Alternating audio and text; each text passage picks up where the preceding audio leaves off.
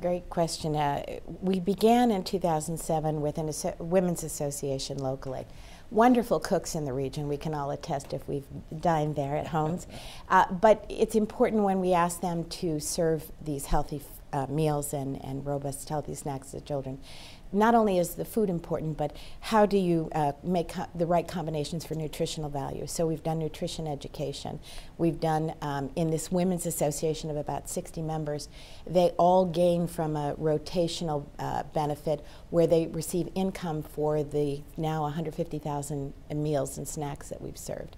So the Women's Association has learned business development skills, a catering business more or less. They've gone out and created their own catering business as a result of this. We have, as I said, about 30 individuals, most of whom are women who are employed. We've had over 150 jobs related to MECI and income opportunities created. But I think more importantly, as I spoke to the MECI counselors, we call them this summer, I asked them, you know, what's changed for you? So many of them said we are confident. We do things we didn't do in terms of our ability to be role models as mothers. One said, I have a large family and I brought electricity to my home and I've expanded it a bit, and my daughter is now a MECI music teacher in the New Voice program. It's all confidence building and financial security for a lot of women whose husbands are not employed or, as we say, income deprived. And it's been able to help tremendously. We have some that are now running their own businesses, one who's consulting with other teachers on how to improve teaching, best practices, one might say, and one is considering running for public office.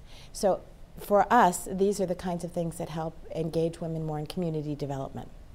Do you find that the women who are participating in your program who have been successful at this, are they serving as mentors for other women? Do they help train others? Do they go out to schools, universities, wherever it might be, to other professional associations and talk about what they're doing to inspire people and maybe to encourage them to get involved? I think they do. As I mentioned, the woman who's doing some best practices, as she said, consulting, which is terrific. They are in other women's associations. There's another women's association in this village which they're working with. And I think basically what we're seeing is almost going from the nucleus of the village and spreading the word elsewhere so that other people are informed about what's happening and how this might be taken in as a practice in their school, their business. Just the nature of the results too of the children. Some of the children are engaged now in competitions. We have some taking lessons in music. So as they go to other locations, moms are talking about, well, my daughter is doing this, my son is doing this, but particularly their ability as role models in how they're looked upon within their own family and the village has changed, as they tell me, dramatically. Mm-hmm. Now, as you look down the road, over the horizon, however we want to look at it, do you have some ideas as to what you would like to do in the future to empower the women even more so they can be economically sustainable, they can improve their educational levels, or whatever the case might be? Mm-hmm. Well, you hit upon a key word that we all hear, because we are a nonprofit, so fundraising is critical, and sustainability is the key word. We look to find ways in which the village can contribute back to the program. The women can earn income, but some of that income goes towards, or some of the product income towards program sustainability.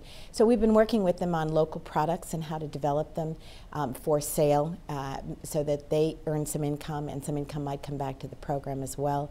We've looked to build local businesses. We know in the village several of the businesses have developed. For example, if you're serving a food program, you have to get your chicken and your beef and your vegetables from local, and we always try to sustain this locally. So we've seen a great bit of progress in terms of expansion in that area, and again, this is the model, and we'd like to replicate it and move it into other areas or across the region that we're in currently. You mentioned being a model, a prototype. Have other groups, other countries looked at this, maybe to implement something similar to this? Mm-hmm. Or is there something out there already similar to it that I just don't know about?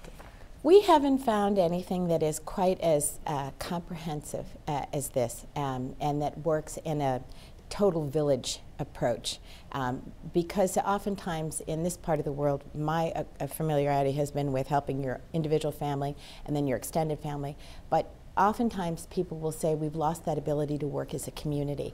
So we haven't found anything that quite works in the community development aspect of it. However, we have had conversations with individuals from Pakistan who've said, could we implement this here. Afghanistan, in terms of the need to develop community and community leaders and help women in the region. We've had some conversations with other locations, countries as well, or individuals and groups that we might partner with to implement the model as it is, or adjust and modify it to work well within there. It could really work anywhere because they were focusing on children, women, and a community. Well, Karen, we've been talking about economic opportunities for women, and it's sort of a segue right into the third pillar, and that's economic development. We're talking about it to some degree. Are there other areas that you're focusing on in the economic development area than women alone, or is that primarily where you're focusing, or are there some other things that you're doing that would tie into economic development, maybe training children or something like that, or bringing it into the curriculum, or whatever the case might be?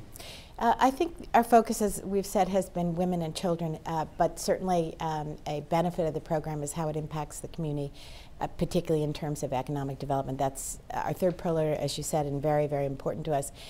We are looking at some partnerships that would bring formal entrepreneurship training.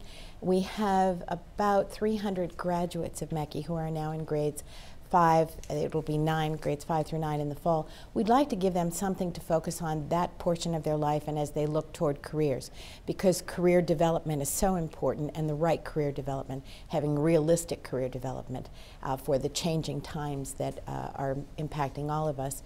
And we're looking with the boys. As you know, we opened a new boys program, and that's critical for us because they have been floundering and they've not been in the focus of positive growth for the future. So we're very enthusiastic about seeing how we might work in developing boys with more positive looks for the future. Now, you're talking about boys versus girls, not versus, but boys and girls, we'll say. That's interesting. In that area of the world, there's been a lot of strife, there's been a lot of conflict. Do you find that the psychological, I won't say the makeup, but their approach to the world is different between boys and girls, or do they come at it with pretty much the same backgrounds, the same values, the same orientations, or do you see that you have to sort of tailor your program to fit girls in one case and boys in the other? Well, you're talking to a mother of 1 girl and 2 boys, so of course they're all equal. You got the bases covered. Yeah. But there is a cultural a difference to some extent, but there's a great pride, particularly in the West Bank area and Jordan, I would say as well, in education for girls. It's not like what we hear about Afghanistan or Pakistan, where the girls have not had an opportunity. There's been a great encouragement to educate girls. But the approach, as you said, we started with girls. We now have just opened in October of 2010 a boys program for grades 1 through 6. Very different issues, very aggressive peer-to-peer violence. One of the things we have been astounded with and delighted with is the fact that in the boys' school we've made significant progress in just 4 months. For example, the day principal, again, is the MECI after-school coordinator. So we have the wonderful opportunity to bridge between day teachers and through the principal. And one of the things he said is he's had almost every day 25 incidents of violence, most of which sent kids off to the medical center.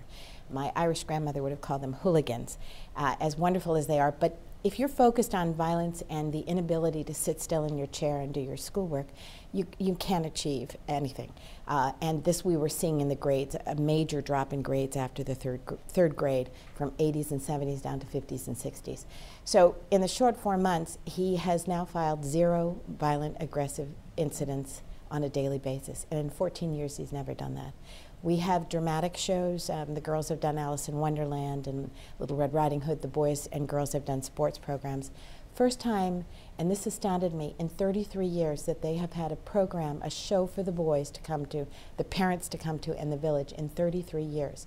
You know what pride that instills? So it's rebuilding the boys from our girls are wonderful and they're going to have significant futures, to the boys are chaotic, out of control, and they're not focusing, and it's a shame, but our boys just aren't achieving. So we've seen a major turnaround. I think you do have to get the sports more out there for the boys first, and then bring them back to the fine arts. So that's the major change.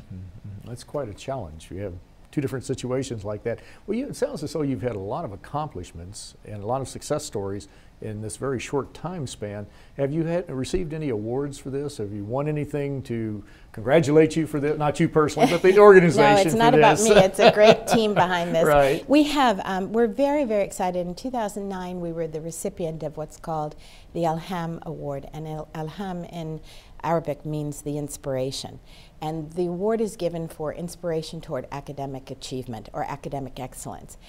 To win the award, you must be nominated by your principal, teachers, and now this year's students. So over 500 applications came in, and Meki was one of the recipients of the national award.